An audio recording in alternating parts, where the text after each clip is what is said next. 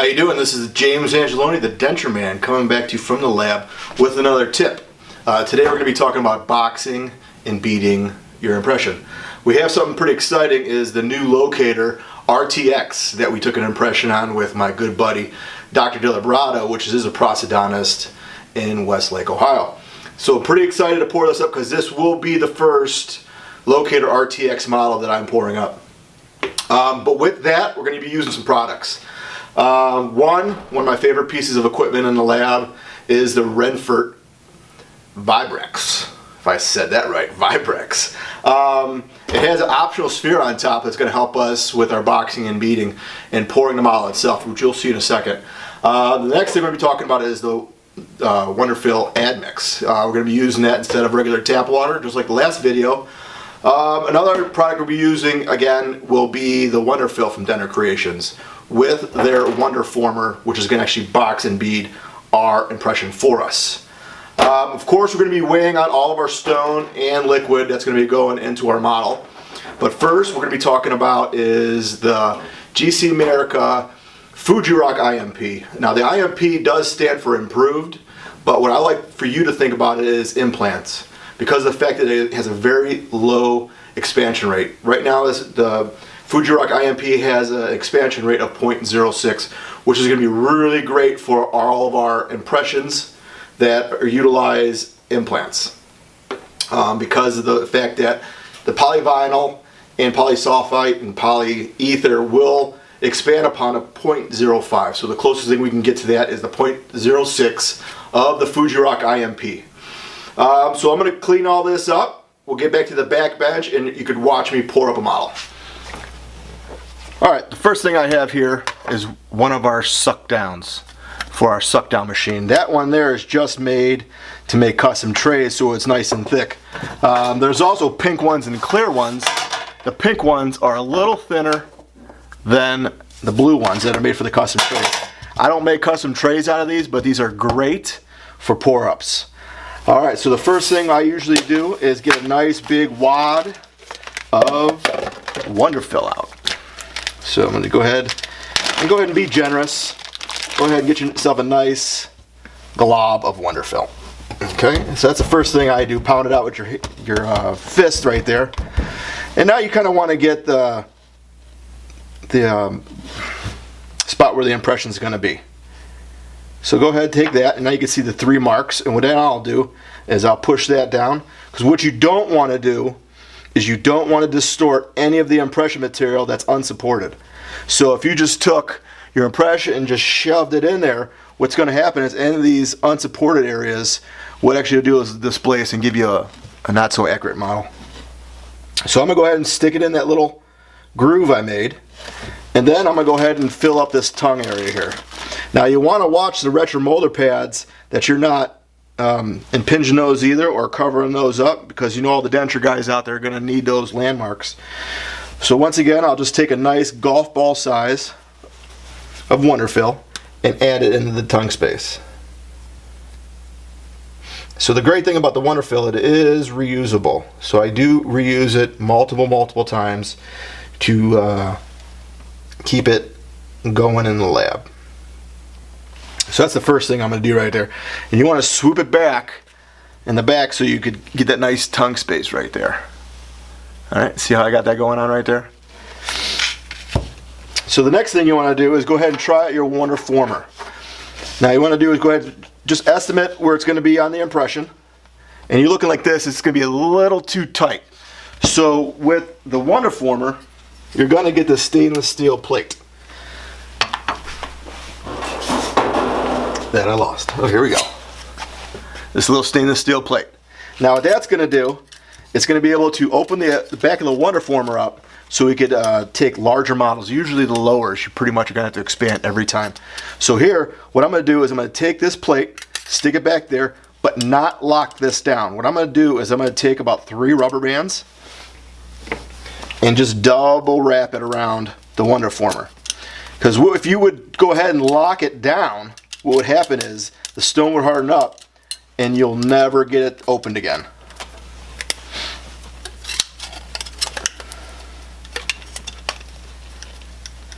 But you want it nice and tight so none of the stone leaks out. That's why I'm going to put one on the top there, and also one on the bottom. So this little groove in the Wonderformer right there is for if you have to box and bead an impression with a handle. So any stock tray that you have, you could utilize this in pouring up and boxing and beading any impression that you get from your dental laboratory or your practice. So go ahead, and now I'm just going to fit it into the impression. Watching that I'm not going to nail the side of the impression and ruining it. So there we go. And that's why I was really generous with the stuff around the side. So I got the inside going on pretty good. And now what I'm going to do is I'm going to take some of this excess and fill the sides of the impression. So right here I want to fill that in. So what I do is just roll it up and then go ahead and start packing it in there. Now you can kind of see just with my finger right there what I'm doing. See if we can get a nice angle on it. So I just took a little bit and just shoved it right in there and started manipulating it. So a lot of people go, hey James, why don't you use Play-Doh? The Play-Doh actually is too hard. So what happens is if you're trying to do this with Play-Doh, it's so rigid and so hard that it's actually moving your impression material, which is one thing we do not want when pouring up any model. The dentist did a really great job. In this case it was a prosthodontist on taking this impression on the new Locator system. And I'm going to see if I could add some pictures in there, because it was pretty exciting when you always get something new in the practice. So we're pretty excited about that. So what I'm going to do is I'm going to pour this model up after I'm done boxing and beading this, and I'm actually going to send it out to get some framework made. I recommend getting frameworks made at any of your lower locators, because the fact right where those housings are at on the Locator model, we know that's going to be the thinnest spot in the denture. So why not put some reinforcement in there? The patient paid a lot of money to get these implants, so let's make a really nice prosthesis for the patient. So we're almost done. And now any of my denture guys out there that box and bead their impressions, they know how much more material it takes to do a lower, especially trying to fill the tongue space in. And then you have wax not wanting to stick to anything. And we're almost done here. I'm just going to go ahead and look at it, visualize, make sure once again that we have it in the camera, of course. And whoop, there we go. Let's put it back on the table. So you don't want anything by the retro molder pad, because we're going to need that a little later. But this is pretty much looking really nice right there.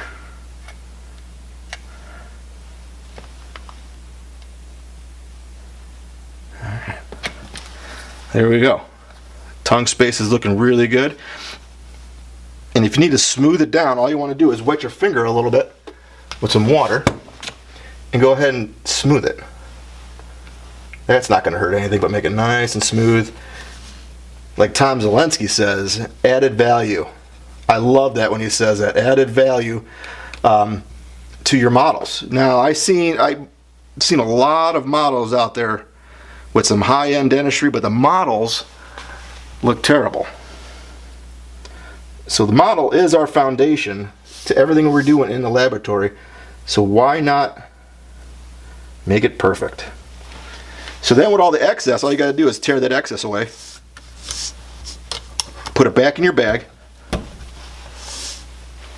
and pull up the model.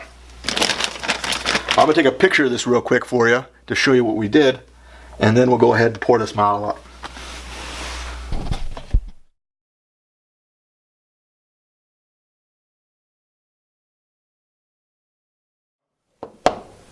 Off camera, I went and weighed out 300 grams of Fuji-Rock IMP. IMP Fuji-Rock, they're saying that you're going to need 20 milliliters to 100 grams. So I went and weighed out 300 grams, but in the graduated cylinder I went to 61 just to fill up for that meniscus. Remember, the meniscus is that bubble that we're going to have in our graduated cylinder. 300 grams 61 milliliters. That's going to be more than enough to pour this model. So what I'm going to do is mix the water with the powder, give it a little spatulating. Then I'm going to bring it over to the whip mix for 45 seconds and pour it up. So we're just going to go add our water with the add mix already added in there. Once again, that was distilled water that we used in our add mix. So I'm going to go ahead and give it a nice little spatulating.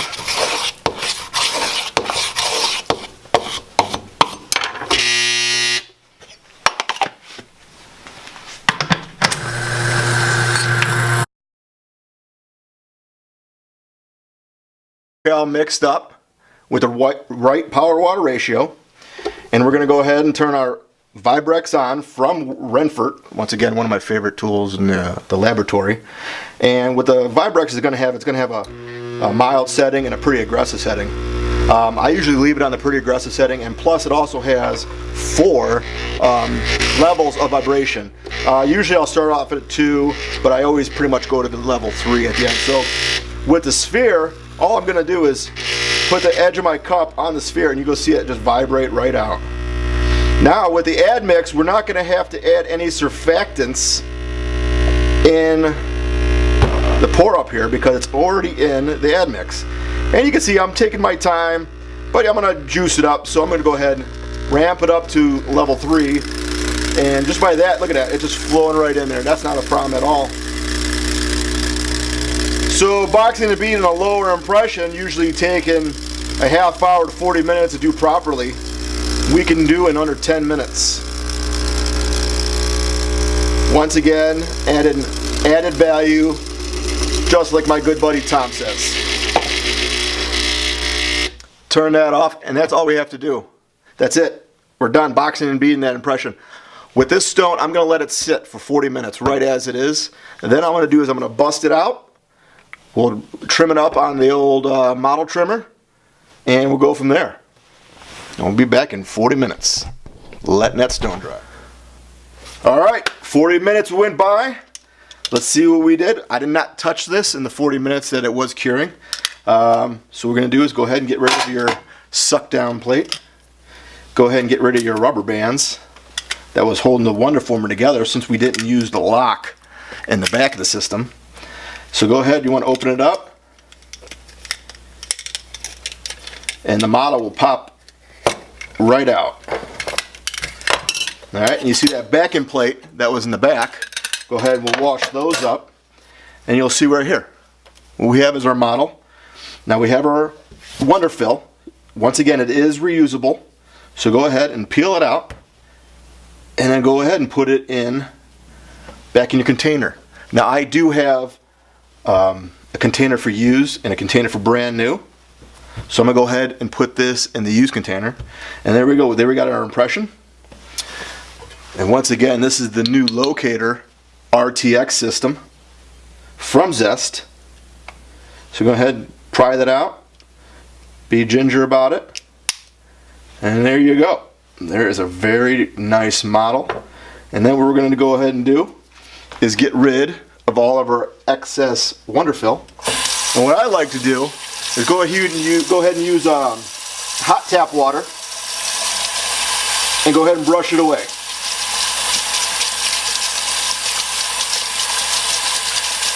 It'll dissolve, brush away. It's sure going to beat the wax from the beating and boxing wax, because what we'd have to do is let it dry overnight and then go ahead and steam it before we finish it out.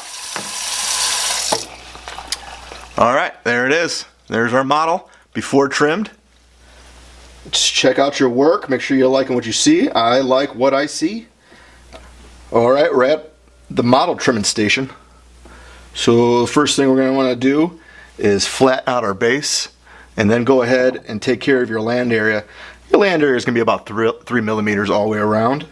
Once again, we don't want any goofy angles. We are not doing ortho. But if you were doing ortho, you could see on the Renfort MT3 Pro, which is an outstanding model trimmer, you're going to have your different angles and whatnot. Now that is for your ortho bubbas. But the removable Bubba's, we just want to take care of our land area. And you can see that nice tongue space the Wonderfill gave us. So go ahead, we're going to turn the machine on. Let it get to speed. First thing we want to do is go ahead and trim out our base.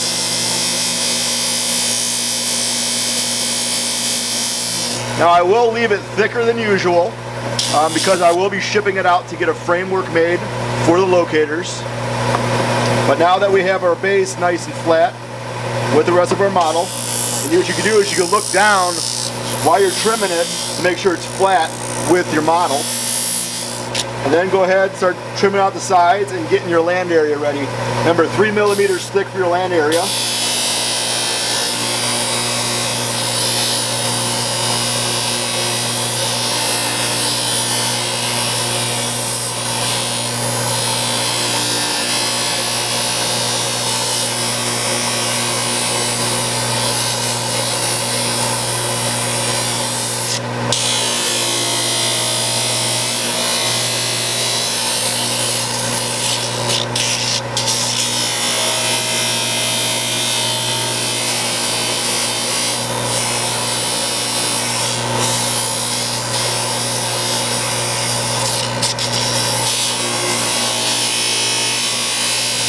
Now you can notice with that MT3 that I have, a lot of horsepower in this. You're not going to be bogging it down with this extremely hard die stone that we have here. But I want to do a nice trim and I don't want to hog down it on anyway.